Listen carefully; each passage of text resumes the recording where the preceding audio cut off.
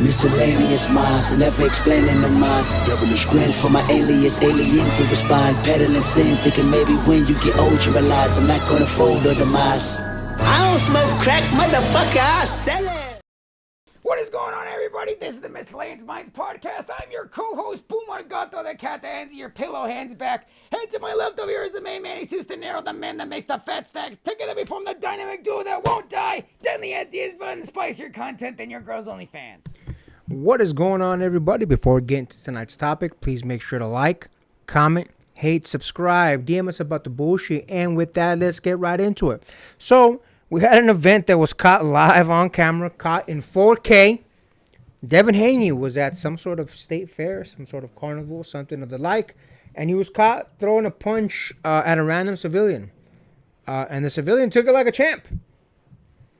In fact, two other of Haney's cohorts took a punch to that civilian. It was the third cohort that finally got him when he wasn't looking, and I actually ended up knocking down. But that man fought like a boss. That man got back up, stood on his feet, and ended up fighting those dudes. And listen, I'm not going to say that this was the best looking fight for anybody involved, but given you are a professional fighter, given you are a champion of the world, and you can't, at the very least, knock down a random civilian, bad luck, man. That's a L.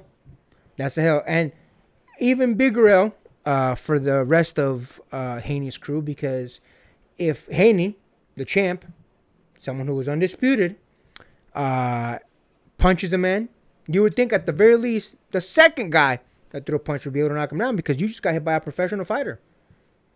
It took three different individuals to get this man to finally fall, and then when he fell, he got right back up. So look, this is a major L. I think this is a bad look for Haney. I think given the circumstances, everything, all other L's that he's already taken, the fact that social media is not letting this man live it down, that he lost against Ryan Garcia, the fact that he went, and I'm gonna call it what it is, because I was very fair to Haney beforehand.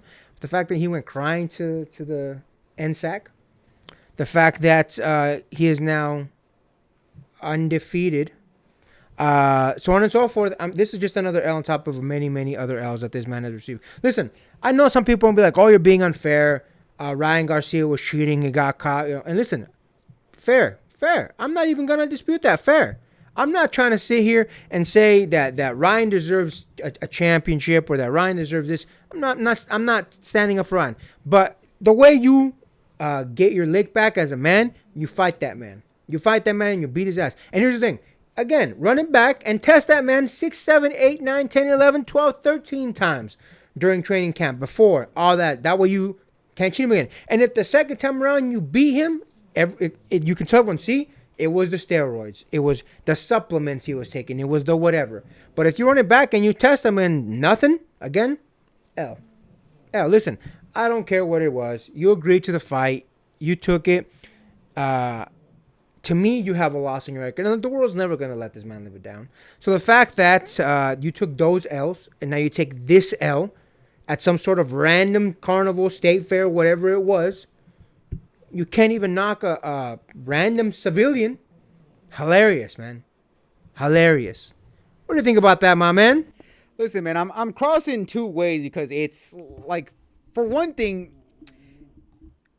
anybody that's in a professional realm, on it, like in a fighting sense, whether they be an MMA fighter or a boxer, honestly, getting into a fight, even if you have, you're tough, domineering, honestly, getting into a public fight doesn't make you look good on anybody. Even if you do win, it doesn't make you look good in any capacity, because it looks like you're getting if you think about it, somebody is controlling your emotions if they were able to rile you up in public enough, or want them to get you to fight with them in the first place.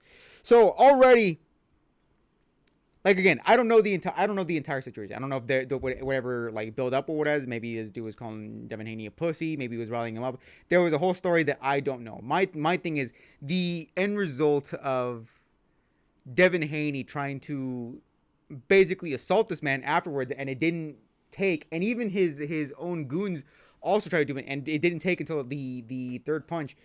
My thing is, look, there needed to have been at least some barrier. He had his goons with him. Like, there should have been some barriers between him and this gentleman that he tried to attack, whatever. There should have already been a wall. There should have already been a wall for that confrontation to have not taken place in the first place. But the fact of the matter, it happened, and now everybody looks bad at that.